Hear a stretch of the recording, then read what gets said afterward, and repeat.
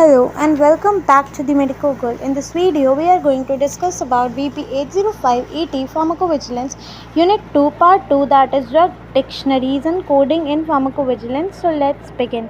सबसे पहले है WHO Adverse Reaction Terminology. ये एक डिक्शनरी है जो बनी है सर्व करने के लिए एक basis for rational coding of adverse reaction terms for the WHO drug monitoring programme, और इसे मेंटेन करता है उपसला मॉनिटरिंग सेंटर, जो वर्ल्ड हेल्थ ऑर्गेनाइजेशन का कोलैबोरेटिंग सेंटर है इंटरनेशनल ड्रग मॉनिटरिंग के लिए।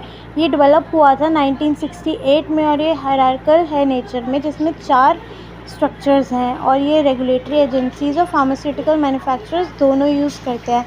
6000 टर्म्स जो है वो इंक्लूडेड है WHO एडवर्स रिएक्शन टर्मिनोलॉजी की डिक्शनरी में, और ये डेवलप हुए अलग अलग लैंग्वेजेस में, जैसे कि English, Chinese, French, Portuguese, Spanish translation में, और इसे यूज़ करती है ड्रग रेगुलेटरीज और मैन्युफैक्चरर्स बहुत सारी कंट्रीज़ में। जो पूरा स्ट्रक्चर है डिक्शनरी का वो इंक्लूड करता है 23 system organ class, that is SOC, 339 high level terms, that is HLT, 2123 preferred terms, that is PT, and 3925 that is included terms.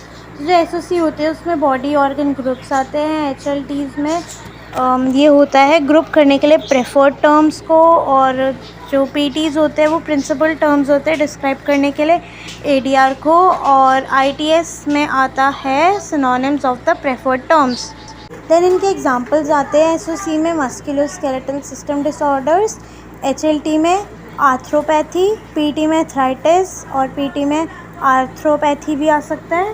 Then IT में आते हैं joint inflammation, osteoarthritis, polyarthropathy, IT joint dysfunction. और ये जो dictionary है ये use की जाती है caring corporation for standardised coding of adverse drug events, जो कि होते हैं क्लिनिकल ट्रायल्स में, पोस्ट मार्केटिंग में, पब्लिश्ड लिटरेचर में, और जो ऑटोमेटिक एनकोडिंग है ये सबसे मेनली यूज़ की जाती है डाटा एंट्री प्रोसेस में क्लिनिकल ट्रायल्स के लिए। देन जो नेक्स्ट टॉपिक आता है वो है MEDRA, यानी कि medical dictionary for regulatory activities. इसको डेवलप किया था ICH ने। इसमें होती है मेडिकल टर्मिनोलॉजी जो यूज़ की जाती है क्लासीफाई करने के लिए एडवर्स इवेंट जो कि आते हैं क्लिनिकल ट्रायल से, स्पॉन्टेनियस ADR रिपोर्ट से, या कोई और सोर्सेज से एडवर्स इवेंट डाटा के, और जो इन्फॉर्मेशन होती है associated with the use of biopharmaceuticals, medical devices और वैक्सीन्स, ये सब इसमें इंक्लूडेड होती है। देन इसका पर्पस क्या होता है, एक्सचेंज कर सके और एनालाइज कर सके डाटा को जो रिलेटेड होता है safe use of medicinal product by health authority. Then इसमें कुछ आते हैं SMQs, यानी कि स्टैंडर्ड MEDRA क्वेरीज। तो इसका सिस्टम में क्या इंक्लूड करता है, MS Access, MS SQL server, Oracle, MEDRA desktop. Then हमें चाहिए क्या होता है, ब्राउज़र। फॉर्मेट क्या होता है, ASC2 delimited files for English and European language, और ये रिलीज़ कब होती है, 1 मार्च और सितंबर को हर ईयर। अब इसे डाउनलोड कैसे करते हैं, उसके लिए हमें चाहिए होती है MEDRA ID पासवर्ड और एक अनजिप पासवर्ड, और जो सपोर्ट कोडिंग होती है वो इसके स्कोप से बाहर है। तो इसकी रिपोर्ट हम कैसे करते हैं, सपोज एग्जांपल है GI इश्कीमिया, जो लेगेसी और MEDRA टर्म्स में आता है, और नॉर्मली हम इसे GI डिसऑर्डर से जानते हैं। देन नेक्स्ट आता है WHO ड्रग डिक्शनरी। ये इंटरनेशनल क्लासिफिकेशन है मेडिसिन्स की, जिसे बनाया था WHO programme for international drug monitoring ने, और इसे मैनेज करती है UMC।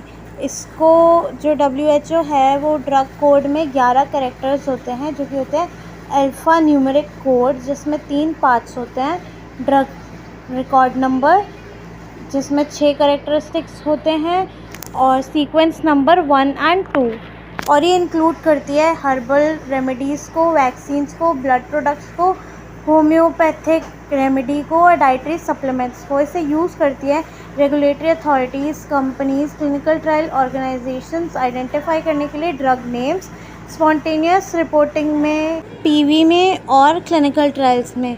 जो सब्सटेंस नेम होता है इसमें वो अकॉर्डिंग टू INN होता है, और जो ड्रग नेम होता है वो अकॉर्डिंग टू ATC क्लासिफिकेशन होती है। देन नेक्स्ट टॉपिक आता है हमारा EudraVigilance medicinal product dictionary.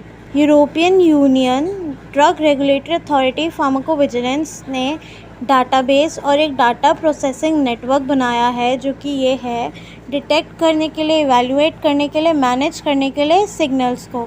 जो इलेक्ट्रॉनिक एक्सचेंज होता है ICSR का, जो रिलेटेड होती है थेराप्यूटिक प्रोडक्ट से, और जो एड्यूरा विजिलेंस की क्लिनिकल ट्रायल मॉड्यूल है रिपोर्ट करने के लिए suspected unexpected serious adverse reactions को। That's all for now. Thank you. We will soon meet with a new video. Till then, stay tuned.